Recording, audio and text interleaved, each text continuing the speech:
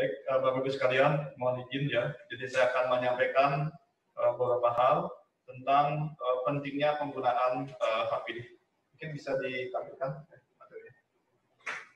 Jadi Bapak Ibu sekalian, tadi sudah disampaikan ya upaya-upaya yang dilakukan oleh KPU ya, sampai kemudian ya warga negara yang berhak itu terdaftar di dalam daftar pemilih. Demikian juga upaya-upaya yang dilakukan melalui koordinasi dan kerjasama baik sesama jajaran penyelenggara maupun dengan instansi terkait ya, seperti misalnya dinas pendudukan dan catatan sipil setempat ya. Jadi mudah-mudahan upaya ini ya dapat menghasilkan ya DPT yang kita miliki saat ini yang diharapkan merupakan sebuah DPT yang cukup akurat ya dan memadai di dalam rangka memberikan perlindungan hak pilih. Selanjutnya ya saya akan menyampaikan beberapa hal terkait dengan pentingnya penggunaan hak pilih.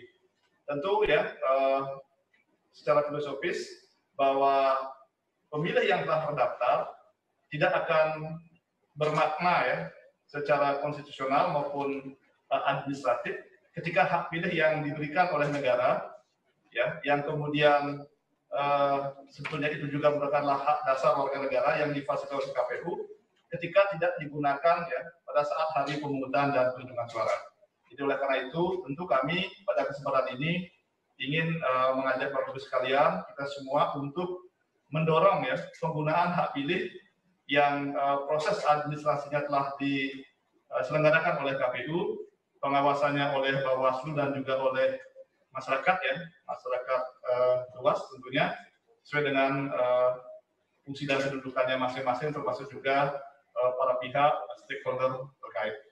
Ya, jadi saya akan lanjut ya bahwa pemilihan serentak lanjutan ini ya Bapak Ibu sekalian ya tentu ya mengalami berbagai tantangan sebetulnya. Selain bagaimana hak pilih itu diadministrasikan, selanjutnya juga bagaimana ya ketika KPU memfasilitasi penggunaan hak pilih ya. Jadi oleh karena pilkada masih terselenggara di masa pandemi, tentu penerapan protokol kesehatan ini menjadi penting. Jadi kami pada kesempatan ini ya ingin mengingatkan ya pada hari pemungutan dan suara nanti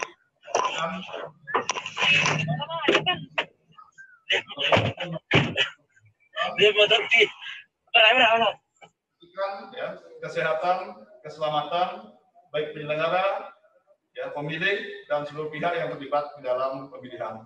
Jadi kalau kita lihat ya dari sejumlah perkembangan terakhir, tentu kepercayaan masyarakat ya, terhadap protokol kesehatan ini ya dan secara prosedur yang dilakukan di TPS ini akan berkaitan erat dengan tingkat partisipasi. Oleh karena itu tentu semua pihak ya dalam hal ini penyelenggara, sekali lagi peserta, pemilih termasuk pasangan calon ya kami ajak untuk bahu membahu ya meyakinkan kita semua dan para pemilih untuk hadir ke TPS ya, sesuai dengan mekanisme yang ada.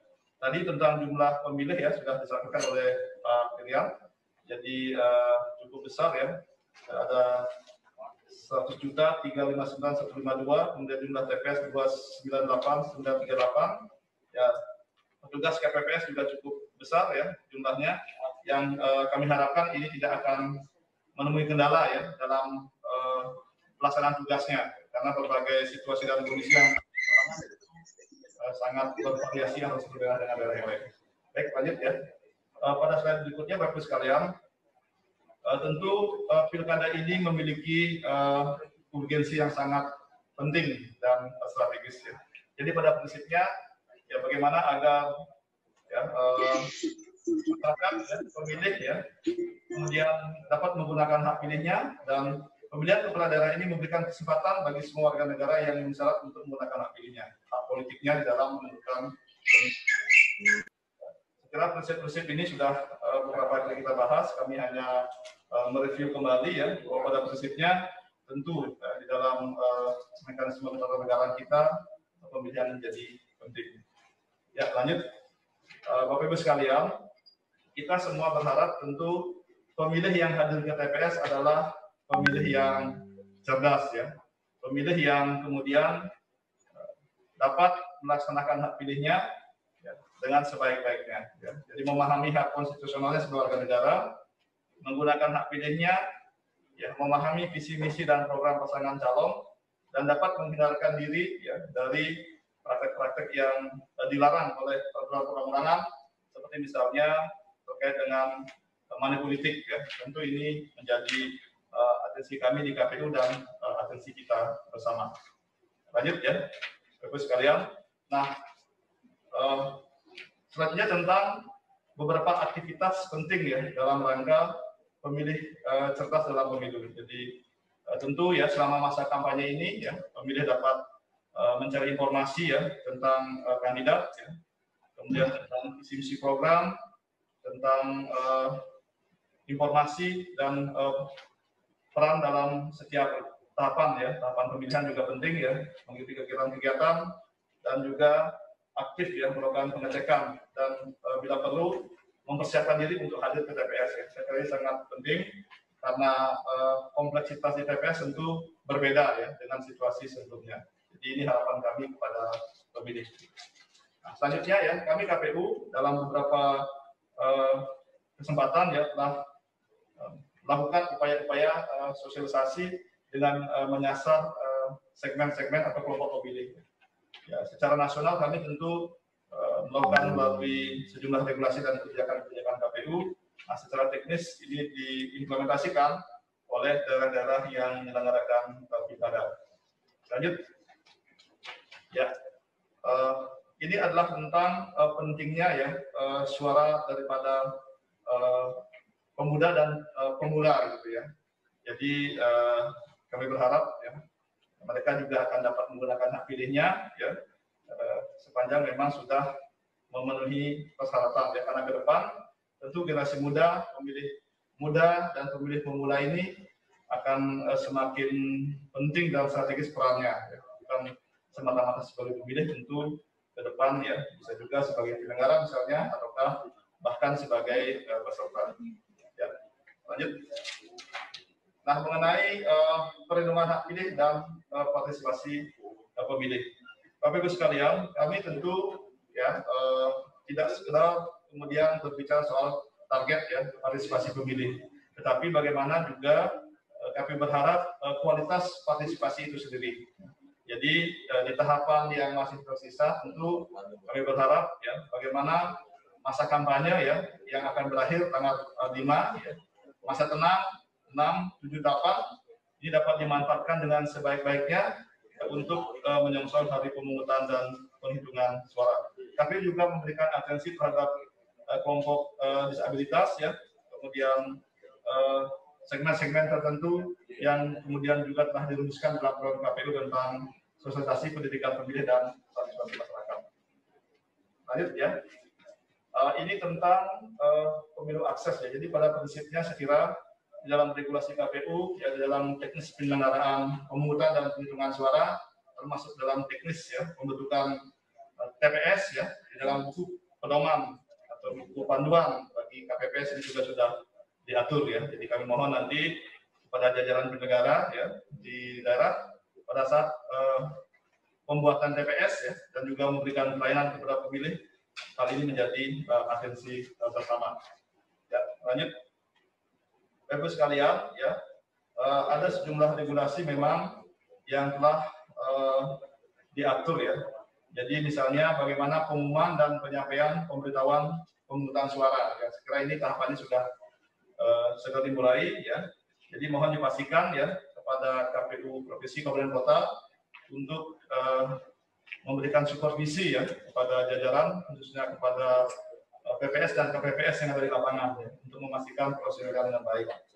Demikian juga pelayanan bagi penyandang disabilitas ya di tempat pemungutan suara. Kemudian juga bagaimana kemudian teknis ya terkait dengan debit ya surat suara di TPS. Ya, lanjut. Saya kira ini adalah beberapa hal terkait dengan faktor pendukung dan penghambat ya bagi partisipasi pemilih. Jadi Bapak Ibu sekalian, tentu situasi pilkada ini adalah pilkada di masa pandemi. Hal ini sudah banyak dan sudah kami selesaikan dalam beberapa kesempatan. Jadi kami berharap ya upaya optimalisasi sosialisasi oleh semua pihak ya untuk menyampaikan informasi yang lebih komprehensif ya tentang apa-apa saja yang sudah dipersiapkan ini sampai kepada pemilih. Ya. Jadi kami mohon support dan dukungannya ya, sehingga tidak kemudian persepsi publik ya terbangun di atas informasi-informasi yang memang tidak sesuai dengan fakta di lapangan. Jadi tentu disinformasi semacam ini tidak kita harapkan ya, karena ini akan sangat berpengaruh ya terhadap tingkat partisipasi dalam proses maupun hasil partisipasi itu sendiri dari aspek angka-angkanya. Selanjutnya, Bapak-Ibu sekalian, kami KPU banyak mendapat pertanyaan ya tentang target partisipasi Pilkada 2020 ini sebesar 77,5%. Nah, tentu yang ingin kami jelaskan ya bahwa ini adalah bukan sekadar angka ya, tetapi upaya sungguh-sungguh KPU untuk mendorong partisipasi. Ya. Meskipun bukan tidak mungkin ya setelah pemungutan dan penghitungan suara nanti akan terkoreksi gitu. Namun demikian dalam forum yang baik ini kami sampaikan beberapa waktu lalu KPU telah melakukan rapat koordinasi ya dengan meminta laporan dari masing-masing KPU kabupaten kota melalui KPU provinsi. Ya, kami telah memberikan semacam tugas gitu ya agar disusun secara detail dari bawah ya dengan memperhatikan faktor-faktor yang menjadi tantangan, hambatan dan peluang-peluang yang masih dapat didorong dalam rangka meningkatkan upaya partisipasi ini. Jadi ini tentu sangat penting. Selamat datang ya. Saya lanjutkan ya. Jadi ini tentu hal yang sangat penting ya. Jadi kami berharap sekali lagi partisipasi ini akan terkait erat dengan legitimasi kepala daerah yang terpilih ya. Jadi melalui upaya yang kita lakukan bersama sekali lagi Bapak sekalian, kami berharap ya agar ini bisa bersama-sama kita upayakan di lapangan. Selanjutnya terkait dengan bagaimana protokol kesehatan ya, saya kira ini sudah cukup sering disampaikan, tapi saya akan mengulang secara singkat saja bahwa protokol kesehatan ini telah dipersiapkan oleh KPU ya, bagaimana penggunaan hak pilih ya, kemudian bagaimana juga pelayanan hak pilih bagi warga negara atau warga masyarakat yang berhak yang tidak memungkinkan untuk hadir ke TPS. Ya. Jadi hal ini juga kami harapkan kepada segenap jajaran untuk bisa dikomunikasikan dengan baik, ya, sehingga tidak terjadi kesalahan persepsi. Ya, jadi KPU pada prinsipnya berupaya seoptimal mungkin ya, memberikan perlindungan dan pelayanan. Namun jika ada situasi-situasi tertentu di lapangan ya, yang kemudian tidak memungkinkan untuk itu, kami berharap bisa diambil keputusan dan diadministrasikan dengan baik ya. Jadi kalau di TPS itu tentu ada formulir terkait dengan kejadian khusus ya. Saya kira itu bagi jajaran KPPS dan bagi pengawas ya. Saya kira juga dipersilakan untuk melakukan pengawasan untuk kemudian bisa ya pada saatnya nanti memberikan informasi tentang fakta-fakta objektif di lapangan ya. Nah, ini tentu penting kami sampaikan agar tidak kemudian di kemudian hari ya ada kemudian warga negara yang berhak ya tetapi kemudian seolah ya tidak dilayani atau tidak difasilitasi hak pilihnya. Sekarang ini dua hal yang sangat penting ya. Jadi tentu juga dengan penuh kehati-hatian ya. Jadi saya berharap terutama pada KPU Kabupaten Kota yang hadir pada kesempatan ini ya berdasarkan peraturan KPU nomor 6 tahun 2020 ya. Kami berharap ya segera untuk berkoordinasi dengan para pihak di daerah untuk mendapatkan data ya dan situasi yang objektif ya tentang jumlah maupun perkembangan pasien yang ada. Data itu kemudian dikoordinasikan ya disampaikan kepada KPPS melalui PPK dan PPS. Nah jika ada hal-hal yang krusial ya segera dikoordinasikan dan kami di pusat ya sudah juga berkoordinasi dengan Satgas COVID dan sebelum saya juga menginformasikan kepada Bapak Ibu sekalian, kami KPU RI ya pada tanggal 7 ya. Pada tanggal 7 ya, tanggal 7 Desember ini ya merencanakan untuk melakukan sosialisasi sekali lagi tentang ajakan atau himbauan dan bagaimana ya upaya-upaya antisipasi kami terhadap penyelenggaraan pemungutan dan perhitungan suara TPS ya. Kami berencana untuk mengundang ya baik dari tentu ya penyelenggara ya, ada dari KPU ya, pimpinan KPU, Ketua, Bawaslu, kemudian dari Kapolri ya, itu bicara kami, kemudian Kepala Satgas Covid ya, dan juga dari pihak-pihak terkait lainnya. Jadi pada prinsipnya kami berharap ya, semua pihak akan berkontribusi, tentu dengan tetap menjaga prinsip-prinsip ya pilkada yang luber dan jurdil serta terselenggara dengan baik.